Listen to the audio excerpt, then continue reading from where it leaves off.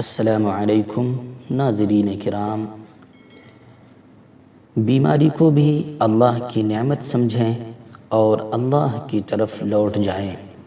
حضرت ابو ہریرہ رضی اللہ عنہ کہتے ہیں کہ نبی کریم صلی اللہ علیہ وسلم نے ارشاد فرمایا، مسلمان جب بھی کسی پریشانی، بیماری، رنج و ملال، تکلیف اور غم میں مبتلا ہو جاتا ہے، یہاں تک کہ اگر اسے کوئی کانٹا بھی چبھ جائے تو اللہ تبارک و تعالی اسے اس کے گناہوں کا کفارہ بنا دیتا ہے۔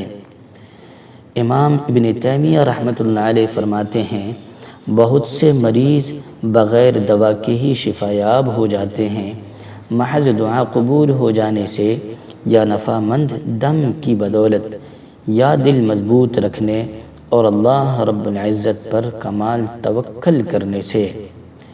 امام ابن قیم رحمۃ اللہ علیہ فرماتے ہیں، اللہ کا ذکر، اللہ کی طرف پلٹ جانا، لوٹ جانا، آزمائش آتے ہی نماز کی طرف لپکنا، کتنے ہی بیمار محض اسی سے شفا یاب ہو جاتے ہیں اور کتنے ہی مریضوں کو اسی سے عافیت نصیب ہو جاتی ہے۔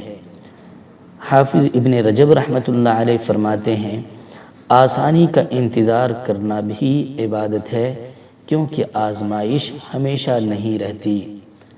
حافظ ابن حجر رحمۃ اللہ علیہ فرماتے ہیں، اللہ تبارک و تعالی اپنے دوستوں کے لیے از خود ہی آزمائشوں سے نجات کے اسباب مہیا فرما دیتا ہے۔ بعض دفعہ آزمائش لمبی اس لیے ہو جاتی ہے کہ اللہ رب العزت اپنے بندوں کی تربیت اور ان کے ثواب میں اضافہ کرنا چاہتا ہے۔